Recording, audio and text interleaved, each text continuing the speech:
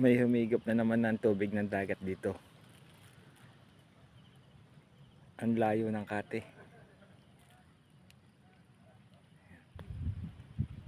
Kaya gantong panahon magandang manghibasan. Marami nang hihibasan tulad ng mga yun na doon yun. Mga nang hihibasan yan. Layo. Baka may 3 hektarya ang layo simula sa tabi. Ang nahagip na ang kate. Kaya ngayon ay ano muna tayo. Mangunguha tayo ng talaba. At meron nga tayong nakitang isa. Isa tayo nakitang talaba. Yan, talaba yan. Solid. At saka ito ay nakakuha na ako kanina ng 3 peraso.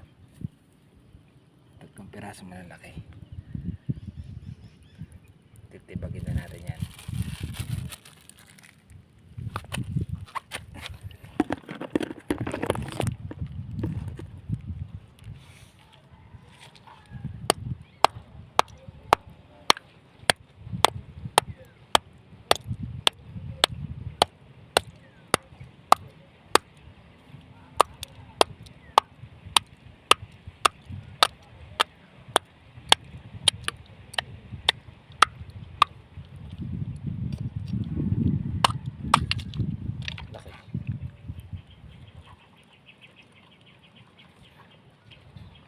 Pagka hindi ka nagdaan-daan dito, sugat ang abutin mo.